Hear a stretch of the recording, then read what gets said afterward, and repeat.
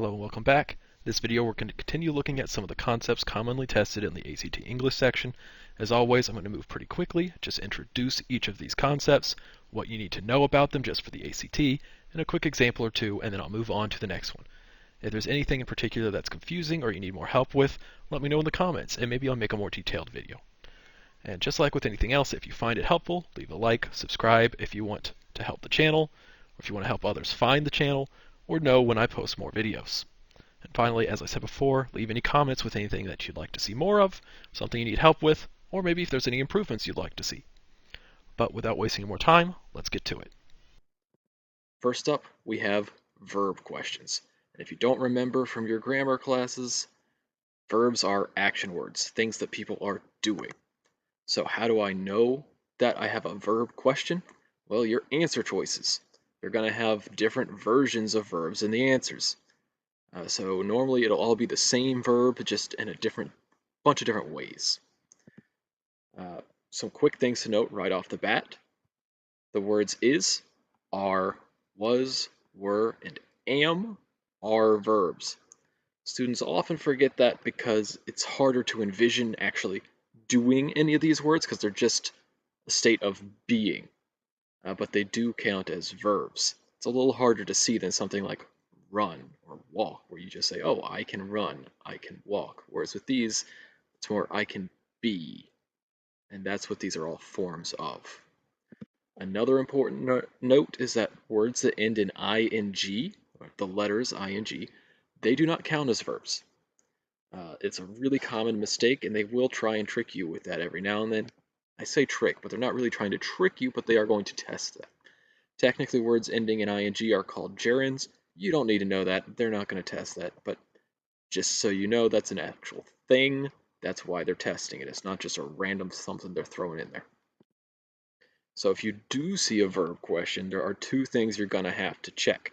I don't like to separate these into two different types of questions because sometimes they'll get mixed together. Often they're just testing one, sometimes they're testing the other, but it's not too uncommon for them to test both in the same question. So those two things, verb tense and subject-verb agreement. We'll go over each one in the next few slides. One other thing to worry about, don't confuse these verb questions with conciseness, which I covered in an earlier video. Conciseness is very easy to identify, where you have a bunch of wordy answers, one's a lot shorter than the others. The problem that a lot of my students make is they'll get to a verb question and they'll just see some of them are a lot longer than others and one's shorter and just think, oh, this is conciseness, and just immediately go with the shortest answer. They don't plug it in or think about what's going on. But some verb tenses are actually going to have extra words thrown in. For example, if you go to the future perfect tense here of eat, you get will have eaten, which is 3 words. And again, you don't need to worry about that future perfect or anything like that. The point is that's 3 words, whereas past tense is just ate, 1 word. So it's really easy if you see a lot of things like this, and then you just ate is one of the answers, to think, oh, that's shorter, this is conciseness, and go with 8. But that's not what they're testing with these. So if you see a bunch of different versions of the same verb, slow down a second, realize it's not conciseness, check your verb tense and your subject-verb agreement. That's what's going to matter. And in fact, if you see these, it's probably looking primarily at verb tense. So check that. So what do I mean by verb tense? Well, there's 3 main tenses. And for all of these, I'm going to use the verb walk as an example. There's past tense. So past tense of walk is walked. The present tense is walk. And then there's the future tense, will walk. Keep in mind, there are other tenses. Some of the more common ones you'll see on the ACT are perfect tenses. These are going to have the word have, has, or had in front of the verb. Again, you do not need to know that these are called perfect tenses or even what any of these words are for past, present, future, perfect. You just have to be able to recognize that I can match. Because that's what you want to do these. You want to find another verb nearby. Ideally, you're going to want to look first within the same sentence. Some sentences are long enough to have multiple verbs. Not all of them are. If there aren't any other verbs in the same sentence, you look within the same paragraph. So look at the previous sentence or the sentence afterwards. Find another verb, figure out what tense is it and match that. So if I see walked elsewhere in my sentence or in a sentence nearby, I'm going to choose the past tense version of whatever answer choice they give me. Now again, I know I said this on the previous slide. Remember that ing words, they're not verbs. So when you're looking for other verbs in the sentence, be careful if you see ing not to think of that as the verb. It's really common for people to see this ing word and think that's present tense and then choose the present tense answer when really that's not what's going on. And I'll give you an example of that later on this slide. But again, those are not verbs. They don't have a tense. A more advanced concept, which don't worry about that right now, but I'm putting this in here for if you get to my later videos in advance, which for a lot of people are never going to be necessary, and we start covering parallelism, this is a common spot where that's going to apply. So just a heads up for that, or if you're coming back to this video after having seen it, a little reminder that this is where you might want to apply that. All right, so let's get one of these examples I was talking about. So here's a sentence. Josh listened to music while running a mile. He also blank on his breathing. Now obviously this is not a real ACT question because they're going to put a random version of the verb in here, so they might have focusing in there, and answer A would then be no change. But for the sake of showing what you're supposed to look at and how would I approach this, I would know this is a verb question because it's different versions of the same verb. It's not conciseness, even though this one is 2 words, that doesn't mean it's automatically wrong because it's longer. It's just a different version of the verb. So, first thing I'm going to want to do, find another verb. Well, that ing question I was talking about, people might see breathing because I say look first in the same sentence. They'll look here and think, oh, breathing, present tense. That's not a verb. In fact, I didn't highlight it red because I was originally looking at the previous sentence, but it's the same thing. They might also look to the front and see running, ing, and think present tense. Either way, running or breathing, if you think present tense, you're going to choose focusing, and that's not correct because these are not verbs. The only other verb that you see anywhere here is listened, which I have in bold. Listened is past tense. Therefore, we're going to go with focused. That is the past tense. Answer is C. Now, another thing I'd like to point out is D here also had focused in it, but not the word had. Now, where do I have to worry about that have, has, had? You don't need to know when should I use this, when should I not. That can get kind of complicated. All I need to know is when do I choose that as my answer. And that would just be if the other verbs around you also have, has, or had in front of it. So if it said Josh had listened to music while running a mile, then I would choose he also had focused on his breathing. You just want to match whatever tense is nearby. All right, so there's tense. Let's go to the subject-verb agreement, the other thing you want to look at when we're talking about verbs. So this one's a little more complicated, so let's start with what is it? Subject-verb agreement is talking about what form of the verb, which is usually talking about, do I want to put an S at the end of it, or do I not put an S at the end of it? There are a few other scenarios, but this one is primarily what you're going to see. And whether or not you have that S is going to depend on whether the subject that's doing the verb is singular or plural. So if you want to answer these questions, well, the first thing you have to do is find that subject that's actually performing the verb or action. The reason I keep stressing that's doing the verb is because there are several nouns in a sentence. You need to find whichever one is doing the verb or performing that verb. And you need to ask, is that noun or subject singular or is it plural? Typically, if it's singular, we're going to put an S at the end. If it's not, so if it's plural, we're not going to add an S. There are a few exceptions, which you may or may not know, but those are rare. You'll be pretty well off if you just focus on the primary rule for most verbs out there. So here's an example, again using walk as my verb. So here's a singular where a person walks. What is the subject that's actually doing the walking? Person. Person is singular, there's just one person. So I have an S, so a person walks. You wouldn't say a person walk. It doesn't sound right. The reason it doesn't sound right is because the subject-verb agreement is incorrect. The same sentence, but now we're going to use the plural subject. So the people walk. Now we have several people, plural. So we're not going to put an S at the end of the verb. So it's just the people walk. Okay. One other thing I'd like to warn you guys about with the subject-verb agreement, which is really going to mess people up if you're not careful. Very common mistakes with these. The subject doing the action is not always the noun immediately in front of the verb. I know in the example I just gave, person or people walk, that was just the subject right in front of it. It's a very simple sentence. Often sentences are not so simple. Watch out for interrupters. These were covered in the punctuation guide part 1. If you haven't watched that yet, go look at that. And also look for the phrase of something. Those are kind of your dead giveaways that there's often going to be some stuff in between the subject that's doing the verb and the verb. So let's give an example. I'm going to give one more after this. The subject and the verb are both going to be in bold here. Matt, who owns 2 dogs, shops for dog food. So here our verb is shops. And if this was the ACT, what I'll often see my students do is, oh, what kind of verb do I want? Well, let's go find the noun. And they'll go right over here to the word dogs. And see, oh, dogs is plural, therefore it needs to be shop with no S. Well, that's not correct, because are the dogs doing the shopping? No. Matt is doing the shopping. This is an example of that interrupter, where I've got these 2 commas designating an interrupter here, which I can take out of the sentence. That's what the interrupter means. So if you ever see an interrupter, go ahead and take it out of the sentence, and it'll be a lot easier to answer, because then you would just be left with Matt shops for dog food. Matt is singular, so I'm going to put the S at the end of the verb. Let's look at one more. Here, I don't have the interrupter, but I'm going to have that of example. So the customers of the restaurant order their food.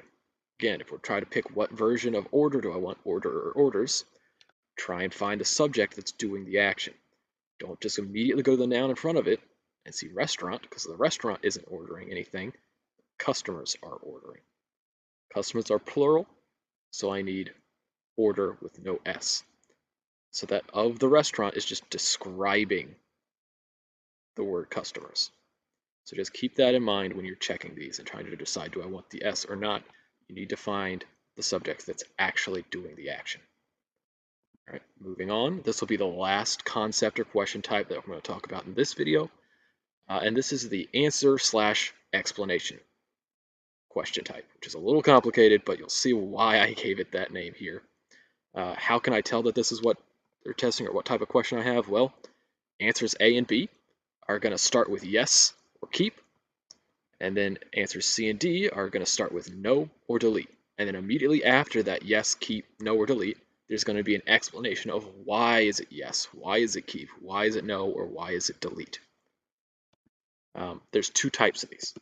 The first is going to be found at the very end of the passage. So that's going to apply to the entire passage, that whole story you just read. And it's usually going to give, suppose the author intended to something, or their goal was to do something.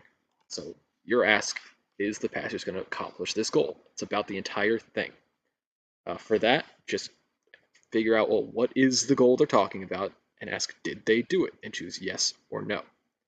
But read those explanations that they give and make sure you choose an explanation that actually makes sense.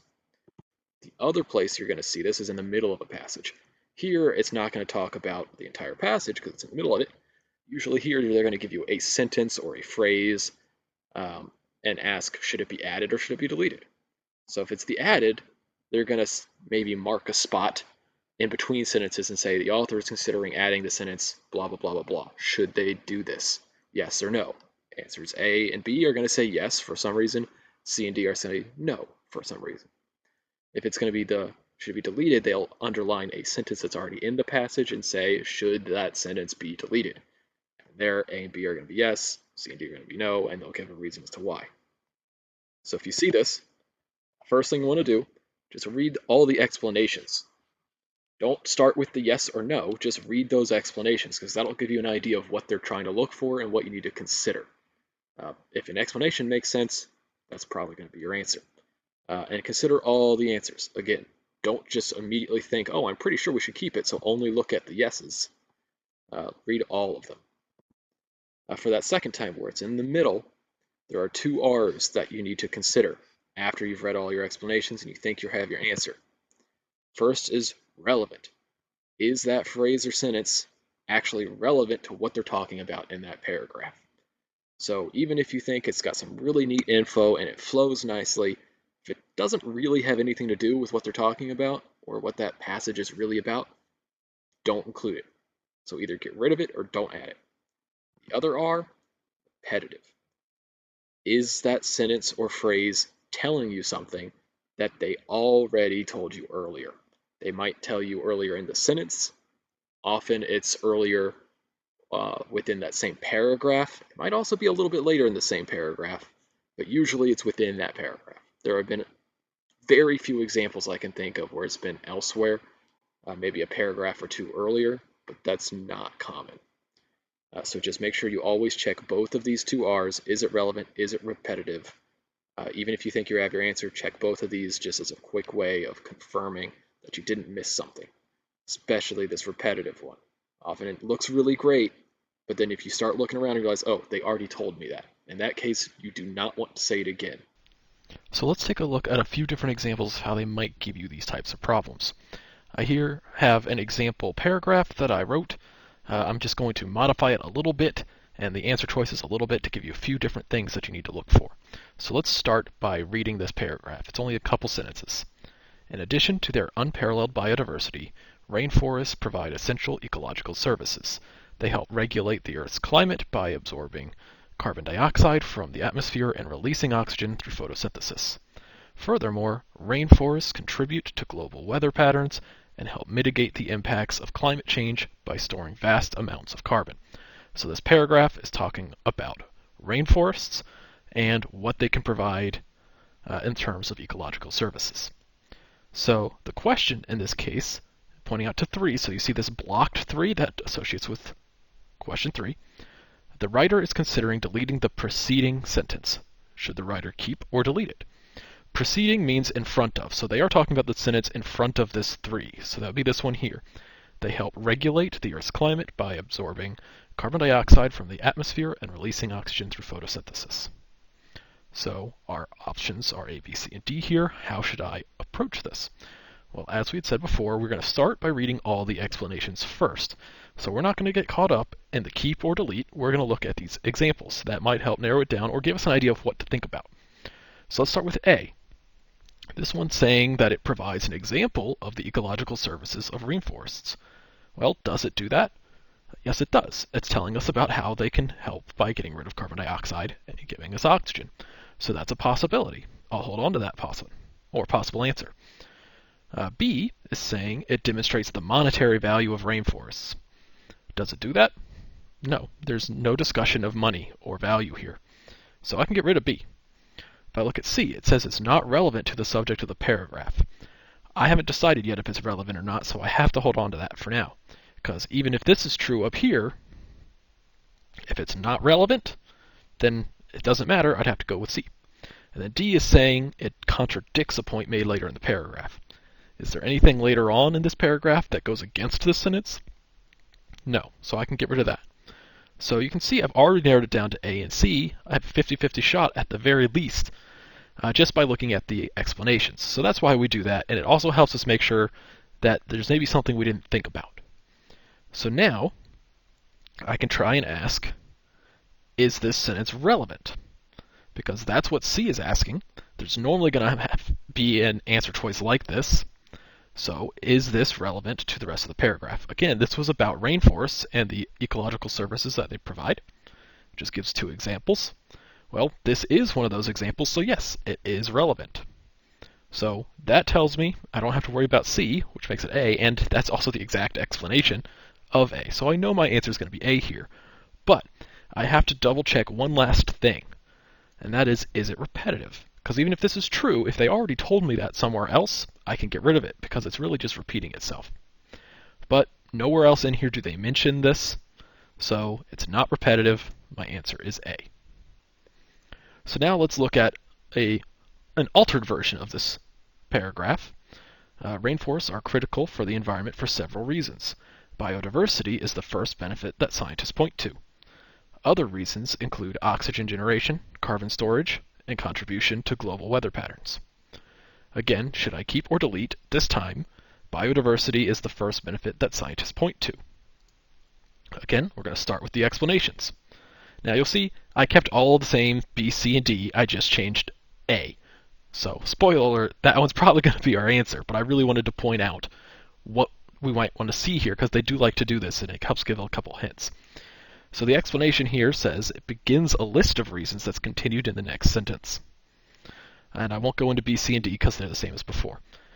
And so the thing that really helps point this one out is notice it says it's the first benefit. Well, it says it's going to continue in the next sentence, and sure enough, the next sentence says other reasons include. Keep an eye out for that. If it says others, or in addition to, or anything like that that hints to something has to be in front of it, then you can't get rid of that sentence. Because notice if I got rid of it, it would just say that rainforests are critical for the environment for several reasons. Other reasons include. I can't have other reasons if I don't have an initial reason in front of it. So I cannot get rid of a sentence like this if I have a phrase like that following. So look for anything in the following sentence that references the sentence in front of it. If there is something like that, you can't get rid of it. So that tells me it's going to be A because of that other reasons. Now you still have to ask, is it relevant? Yes, it is. It's just talking about why the rainforests are critical. And is it repetitive? No, it doesn't mention biodiversity anywhere else. So my answer is going to be A. So now we're going to go back to what looks a lot more like that first paragraph, but I added one more sentence here. Oxygen comprises about 21% of the Earth's atmosphere. And this is right after that they told me that the rainforests help regulate the Earth's climate by absorbing carbon dioxide from the atmosphere and releasing oxygen through photosynthesis. So it provides a little more info about oxygen. So again, read through all my explanations. Now, once again, I haven't changed much, but let's go through them. It provides an example of the ecological services of the rainforests. This one does not. It just tells me about oxygen. It demonstrates the monetary value of rainforests. No mention of money. It's not relevant to the subject of the paragraph. I haven't decided it yet, so I kind of always have to hold on to that, and we'll check that next. And it contradicts a point made later in the paragraph. Nothing later contradicts anything about this oxygen comprising 21% of the atmosphere. So that really leaves C, so that's probably going to be it. But that's why we go into this question. That's what C is. And the reason it's going to go with C is because this, while yes, it does talk about oxygen, and that's why a lot of people think it's going to be necessary. It's like, oh, I just introduced oxygen. This gives me more information about oxygen. But is this paragraph about oxygen at all? No. It's about rainforests and what they can give to the world. This is just a fun fact. That is not relevant to what they're actually trying to talk about here. So my answer is going to be C. Now, I don't worry about is it repetitive because I'm already getting rid of it, so it doesn't matter. So the last one I want to look at, I added an extra sentence here at the end. Through photosynthesis, rainforests further reduce the effects of climate change by absorbing carbon dioxide from the atmosphere. Now, since you've seen this a few times, you can probably guess what just happened. But if I go through, read all my explanations, they're exactly the same. Does it provide an example of ecological services of the rainforest? Yes, it does. Talks about photosynthesis and absorbing carbon dioxide. Anything about monetary value? No. Not relevant to the subject of the paragraph? Haven't decided yet. It repeats a point made earlier in the paragraph. Yes, it does. Because notice, up here, they help regulate the Earth's climate by absorbing carbon dioxide from the atmosphere and releasing oxygen through photosynthesis. Through photosynthesis, rainforests further reduce the effects of climate change by absorbing carbon dioxide from the atmosphere. It's almost exactly repeating this sentence from up here. I really wanted to put this example in here because they actually do this fairly frequently. So you can ask yourself, is this sentence relevant? And the answer is yes. Yes, it is. Because just like A, if I was still considering that, it provides an example of ecological services. When I just read the explanations, I hadn't gotten rid of that yet. But the problem is it repetitive? Yes, it is. It just repeats a sentence from earlier on in that paragraph. It's normally going to be earlier in the paragraph. It could be the sentence right before. It might be several sentences. It could be higher up the page, but normally it's within the paragraph. So, my answer is going to be D. Get rid of it because it repeats a point made earlier in the paragraph. The important takeaway here is don't get caught up with immediately looking at, yes, this is relevant to what's going on. Here's an answer choice that says why it's important, so I have to keep it. Always go through these checks and make sure it's not irrelevant to what's being talked about and it's not repetitive. And this is another reason why we read everything up to the question. Because if I just bounce to this question, I might only read this part and not notice they already told me this earlier on. So that's going to be it for today. Hope you found it helpful. Good luck on your studies.